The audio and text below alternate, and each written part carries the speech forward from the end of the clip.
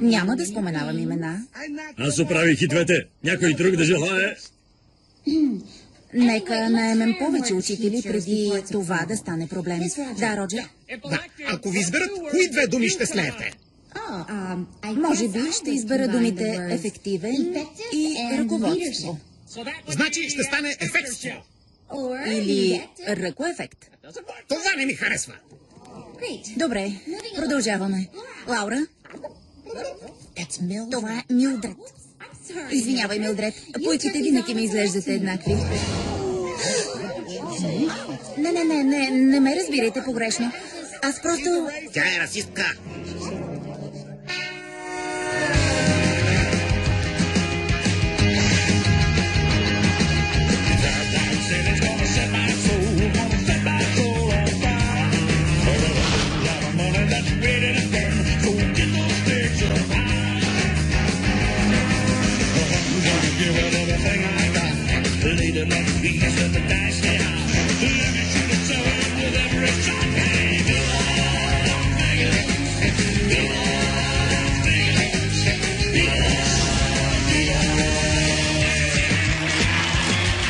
Лъвски истории.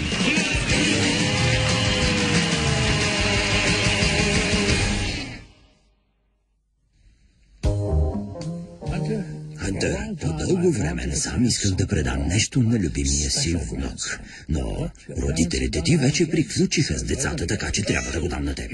Ето, безценна семейна реликва, часовника на дядо ми. Много е красив, класика, жените го харесват.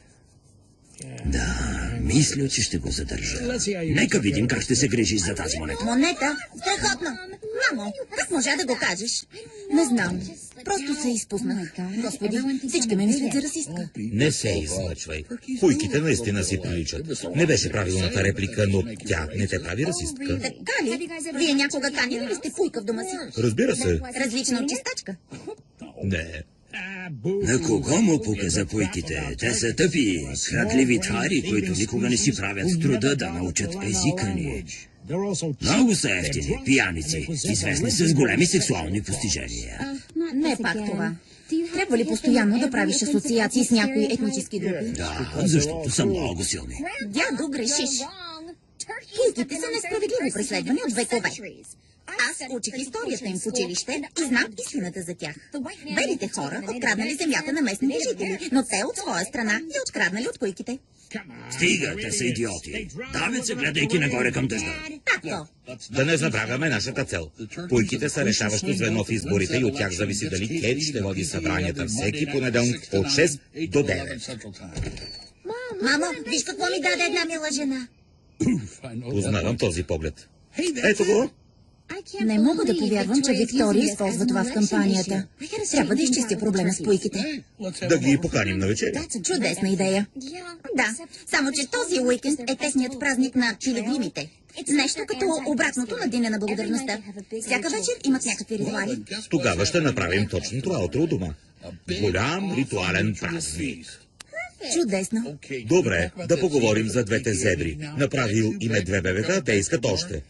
Ама, че жребец. Ето го пак. Зиги, много си добър.